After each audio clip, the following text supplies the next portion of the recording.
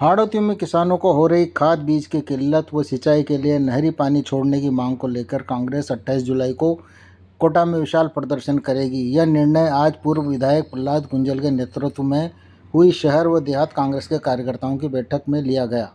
कार्यकर्ताओं को संबोधित करते हुए पूर्व विधायक प्रहलाद गुंजल ने कहा कि और कांग्रेस पार्टी का कार्यकर्ता देखता रहे, जुल्म होता रहे, तो फिर प्रजातंत्र में किसी ने कहा है निरंकुश और तानाशाह सरकार लोकतंत्र के लिए कैंसर है, तो फिर कमजोर और डरा हुआ विपक्ष, सोई हुई और उदासीन जनता भी लोकतंत्र के लिए कैंसर का काम करती है।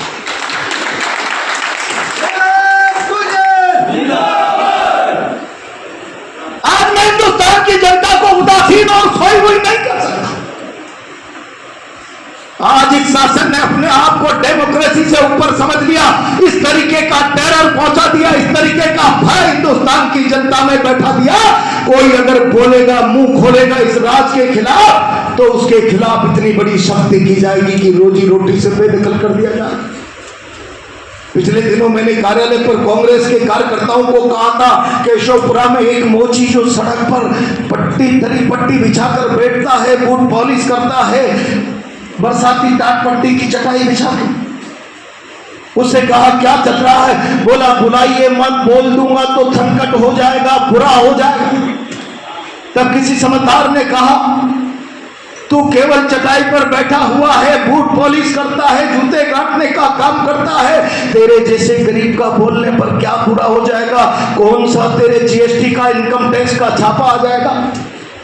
कौन तेरे ईडी सीबीआई आ जाएगी? बोला मेरे न जीएसटी आ सकती, न इनकम टैक्स आ सकता, न ईडी आ सकती, न सीबीआई आ सकती।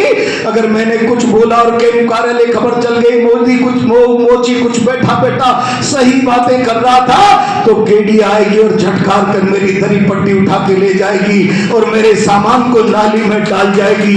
मैं शाम को मेरे बच्चों को क्या खिलाऊंगा? मैं अगर बूट पॉलिश करके जूते काट कर 100-200 रुपए कमा लेता हूं, तो शाम को मेरा चूल्हा जल जाता है। अगर मैं बोल गया तो यहाँ इस शहर में ऐसा अंतक है, शाम को मेरा चूल्हा नहीं जलेगा, मेरे बच्चों के पेट में भूख की आग जलेगी, भूख की आग जलेगी। क्या ये काबिले बर्दाश्त है? और काबिले बर्दाश्त नहीं है तो उठाओ। क्या होगा क्या नहीं होगा भविष्य के घर में है। राजस्थान की जनता ने हमको विरोध का मैंडेट दिया है कि शासन तानाशाह हो जाए, तो जनता को साथ लेकर हम उस तानाशाह शासन की नींद तोड़े, उसकी कानों का पर्दाफाश करें, उसके अहंकारी राउंड का स्तंभ तोड़े। क्या इसके लिए कांग्रेस पार्टी को अपना प्रजातांत्रिक फर्ज अदा करने के लिए तैयार नहीं रहना चाहिए? क्या ये हमारा लोकतांत्रिक धर्म नहीं? जनता पिसती रहे, सरकार अत्याचार करती रहे, जनता में भय बैठा करके लोगों के मुंह पर ताला लगाकर सरेआम संविधान की धज्जा उड़ती रहे। तमाम प्रकार की संस्थाएं सरकार को संरक्षित करने के लिए, संवैधानिक संस्थाएं संरक्षण का कार्ड का काम करती रहे, सरकार को बचाने बनाने के लिए सारी की सारी संवैधानिक संस्थाएं सड़क पर आ जाए, सारा स्तर छोड़कर सारी परंपरा, मर्यादा, कानून, संविधान की धज्जा उड़ाकर, क्या इलेक्शन कमीशन, क्या पुलिस, क्या प्रशासन जैसे सरकारी नौकर नहीं, भारतीय जनता पार्टी के कार्यालय के नौकर हो गए? संविधान की शपथ नहीं ली हो, कमल के प्रति अपनी आस्था का प्रकटीकरण करके शासन की नौकरी की सीढ़ियों पर, पायदानों पर चढ़े हो? ये जो चरित्र इस मुल्क में राजनीति का, व्यवस्था का बनता हुआ चला जा रहा है, ये उस प्रजातंत्र के लिए चुनौती है जिस प्रजातंत्र को लाने के लिए जवाहरलाल नेहरू 9.5 साल और सरदार पटेल 5.5-6 साल तक अंग्रेजों की जेल की हवा काट कर आए।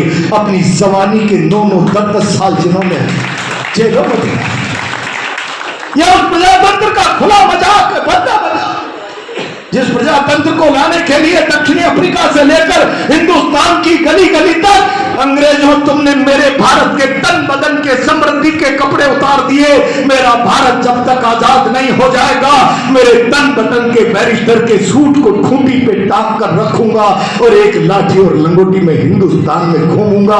ये दर्द बात कर सारी जिंदगी भारत को प्रजातंत्र देकर गया वो महात्मा, क्या ये उस महात्मा की भावना का अपमान नहीं है?